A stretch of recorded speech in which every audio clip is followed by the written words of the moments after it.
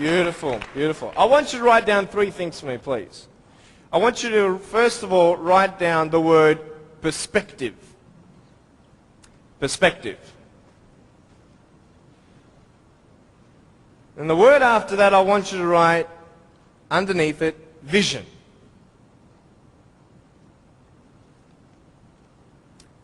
And then underneath that, I want you to put choices. So perspective, vision, and choices. This is what I'm going to be speaking about. I'm going to be real with you and start from the beginning. I was born in a blessed country. I was born to parents with the support I needed. You see, when I was born, it was such a tragedy. It was such a great shock to everybody. We had ultrasounds done when Mum was pregnant with me. I was her firstborn. And my mum made sure that we had the best doctors in Melbourne. My mum was a nurse and delivered hundreds of babies before I was born. She knew exactly what to do and what not to do in her first pregnancy. Yet, having all these precautions, this happened. And anybody who saw me and saw my parents automatically thought that, hey, this is a bad thing. And I mean, for anyone to say that would be a good thing, that is not sane. That would be insane.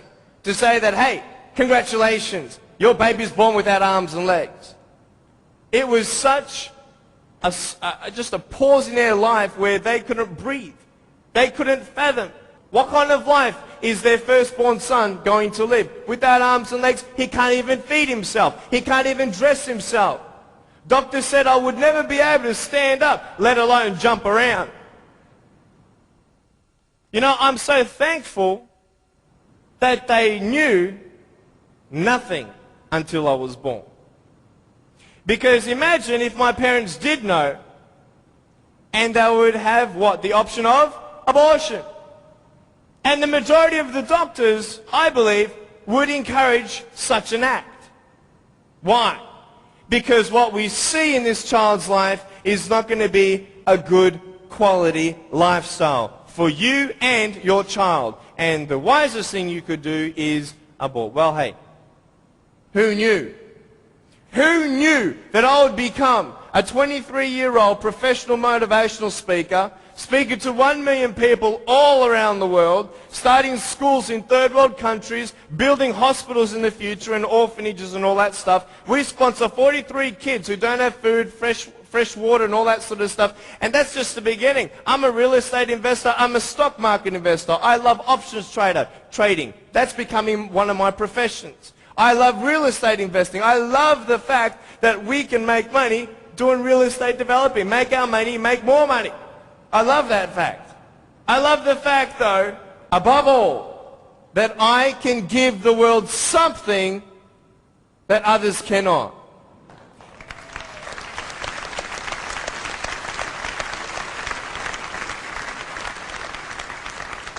But before I tell you all that good stuff, let me tell you the more down times in my life. Obviously, it was difficult for my parents, but it was also difficult for me. When I went to school, a lot of kids teased me.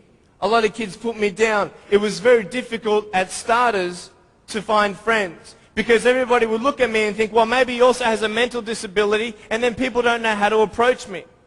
But my parents encouraged me to just speak with people. And as I speak, a lot of people would say, well, hey, he's just like everybody else, just with a few parts missing. You know, I'm just like you. I've just gone out on the limb a couple more times than you have for my friends. But it's all good.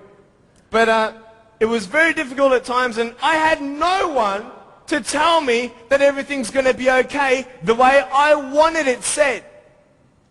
Because the way I wanted it said was I wanted to be able to believe someone when they said, Nick, it's okay. Everything's going to be okay. The problem is if anyone did say that, even my parents at times, I would say, how do you know? How do you know how it feels to be in my position? You don't even know the future. How can you say that I'm going to have a good life? You cannot. Last January, within 3 weeks, 3 of my family members died. January 2005. My uncle, my grandfather, and one of my cousins. The day after my grandfather was buried, my uncle, 53-year-old man, had a heart attack, died. 5 days before he died, he was at the doctor's and everything was fine. What can you tell me to encourage me? Can you tell me anything? Only if you've been through it. And this is what I'm here about. I want to tell you, I was depressed. I had suicidal thoughts at the age of 8. I had this massive list of all the things that I couldn't do and I'll never have in life. I never thought, I'd get married. Who'd want a husband without arms and legs? And I thought even if I ever did get married, I'm not going to be even able to hold my wife's hand. I'm not going to be able to dance with my bride on our wedding night. I used to hate going to public parks and seeing fathers throwing up their kids in the air and sometimes dropping them. I won't have that intimacy with my sons and my daughters. And I couldn't do this and I couldn't do that. And no one had any answers. And I thought I was the only one in such a predicament. What happened? What changed? The first thing I got you to write down was perspective. How you see your life is the first key. Who are you? And where are you in life? This is the first question I want to ask you. Even though the world can look at me, they can say, well, a guy having no arms and no legs, his potential is not unlimited, but limited. His potential, just because he has no arms and no legs, humanly speaking, in our logic, he's not going to be as successful as everybody else. Really? Why? Because of his disability. Really? What is a disability? Have you ever thought of that? A disability. I'll tell you what a disability is. Something that would hinder you to achieve something. Now, just because I have no arms and no legs, it doesn't mean that I can't be successful. It doesn't mean that I can't do a business degree like I've done, a Bachelor of Commerce in Financial Planning and Accounting. That didn't stop me. Then what really stops you? Your mind. The way you see your life and where you are going will determine how successful you will be in life. I could say, yeah, I'm a guy without arms and legs, but what? I have my little chicken drumstick. Don't ask yourself and see what you don't have, see what you do have, and then say, okay, this is where I am. But don't limit yourself to say, well, if only I had this, or if only I had that. You can think of all the things that you don't have, but I want to ask you, is that really constructive? No. Why? Because no one can turn back time. It's up to you with what you do with today. Your priorities, your daily agenda will determine how successful you are. You want to know something?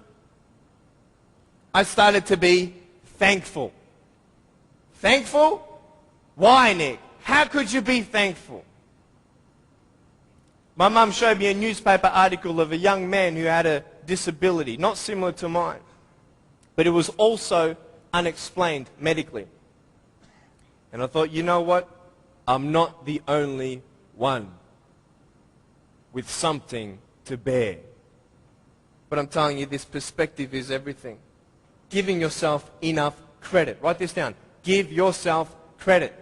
Even if the whole world told me that, Nick, you have no arms and no legs, you're not good enough, you're not going to reach your fullest potential, and even if you do, it's not going to be compared to anybody else's potential because you have no arms and no legs. Even if the whole world has that discouragement on you or their view on you, you don't have to believe them. You get it? You don't have to believe others' opinions. Because it's just an opinion. If a doctor comes to you and says, hey, I'm sorry, you've got cancer. What are you going to do? Get a second opinion. Right? Why? Because you want to make sure that he's right.